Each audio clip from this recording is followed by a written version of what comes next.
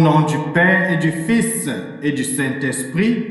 Amen. Les bénis de mon Père, bonjour. Nous continuons ce matin, les bénis de mon Père, notre méditation en ce jour de jeudi de la 32e semaine du temps ordinaire avec les textes de l'année Père.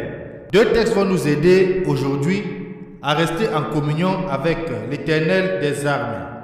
Le premier texte, c'est la lettre de Saint Paul apôtre à Philémon. Dans la lettre de Saint Paul à Philémon, il va l'envoyer son esclave, celui qui était avec lui tout le temps, qui s'appelle Onésime. Et cet esclave, il va demander à Philémon de le prendre non comme un esclave, mais comme un frère bien-aimé. Cela veut dire, les bénis de mon Père, que même si nous avons une position d'autorité, il est bien de considérer les autres d'abord comme des humains avec leurs valeurs et leur dignité de personnes humaines. Et ensuite, nous allons continuer la lecture de l'évangile de Jésus-Christ selon Saint Luc au chapitre 17, des versets 20 à 25, dans lequel le Seigneur va répondre aux questions des pharisiens qui cherchent à savoir quand est-ce que viendra le règne de Dieu. Jésus va dire, le règne de Dieu est au milieu de vous. Les bénis de mon Père, ouvrons dans nos cœurs, mais surtout, apprêtons les textes bibliques d'aujourd'hui pour pouvoir entrer en communion avec l'Éternel des armées, être avec lui dans son amour et dans sa bonté. Bienvenue.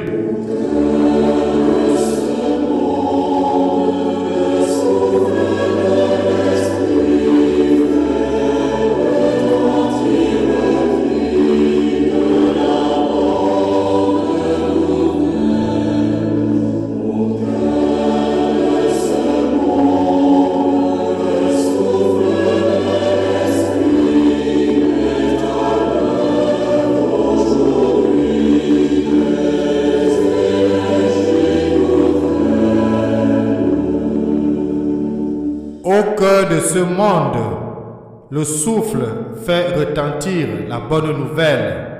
Tournons-nous donc vers l'Éternel des armées et prions.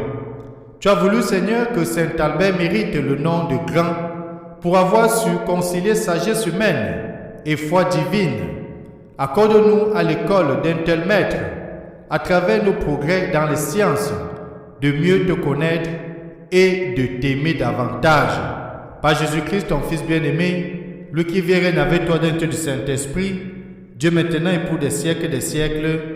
Amen. Ouvrons dans notre Bible texte de Philémon, de lire les versets 7 à 20. Bonne lecture.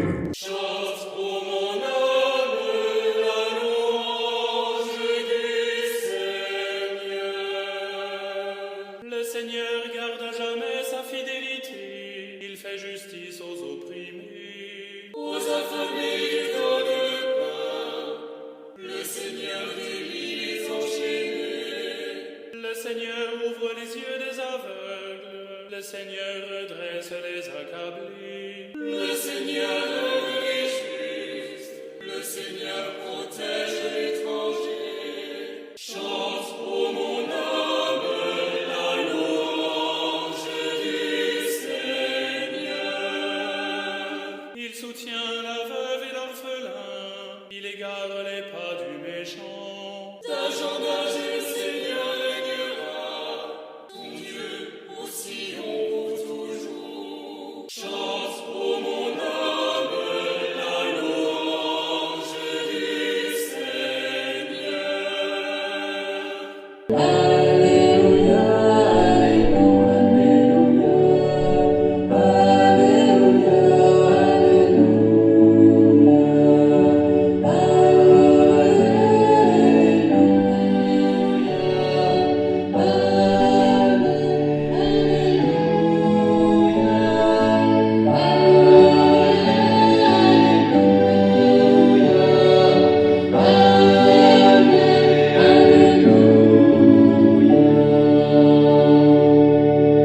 Évangile de Jésus-Christ selon Saint Luc, au chapitre 12, des versets 20 à 25.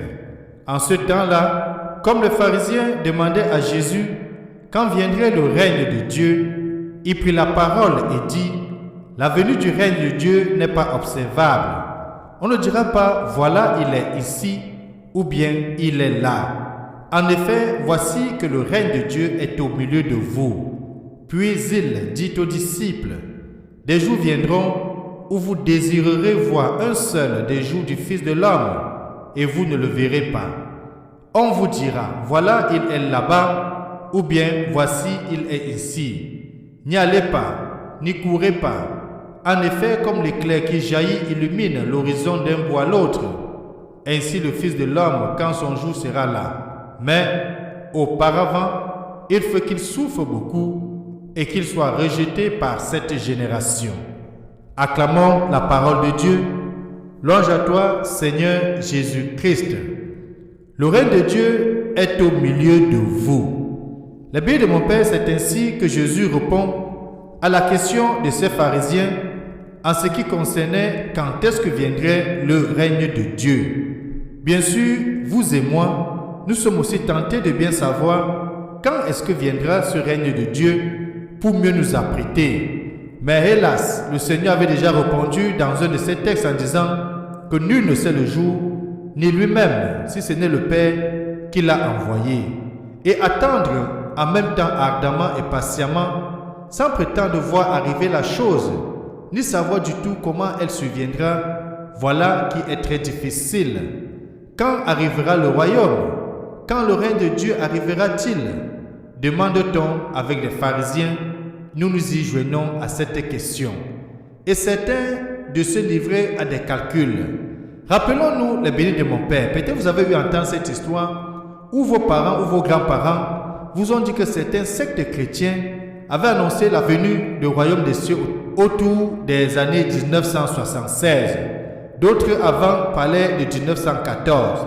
Certains même avaient prédit que c'était l'an 2000 qui devait être la fin du monde. Oui, d'autres de calculer en disant « le voilà, il est ici ». Non, répond à l'avance Jésus. Les questions concernant le moment, le lieu et la manière demeurent à jamais sans réponse et même sans objet. La surprise sera totale.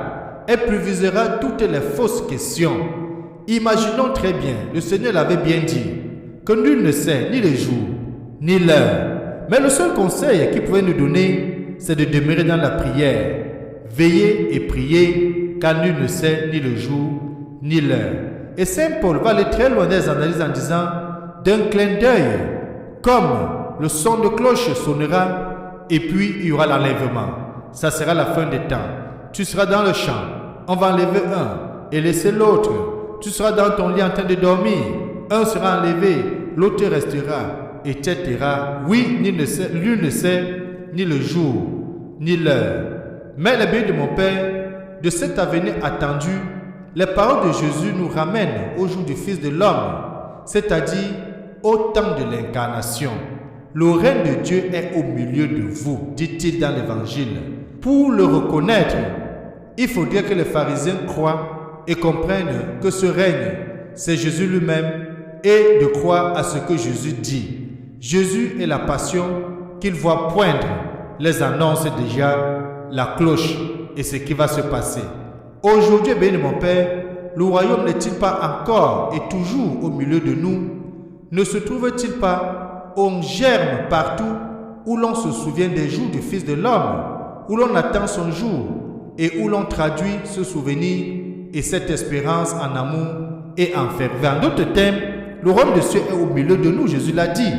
L'autre Seigneur Jésus-Christ, en quittant le monde, l'a bien dit, « Je m'en vais vers mon Père pour vous apprêter une place, mais je vous enverrai le Paraclet, je vous enverrai l'Esprit Saint, l'Esprit de consolation, l'Esprit de sagesse, qui sera avec vous tous les temps jusqu'à la fin du monde. » Oui, le règne est déjà là. Avec Jésus-Christ, c'est l'avènement du royaume. Nous le vivons maintenant, mais nous le vivons encore pleinement lorsque arrivera la fin des temps. On parlera de la fin eschatologique. Et que le Tout-Puissant et béni de mon Père nous aide aujourd'hui de mieux attendre, d'avoir la patience, mais surtout de demeurer dans la prière pour ne pas être surpris. Et que Dieu Tout-Puissant nous bénisse et nous garde, lui qui est Père, Fils et Saint-Esprit. Amen. Bonne journée.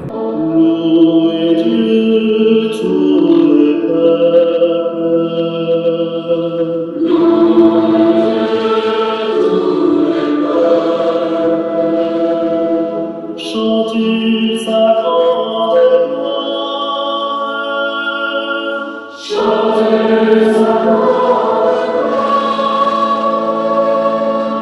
Oui, notre Dieu nous aime, son amour est fidèle.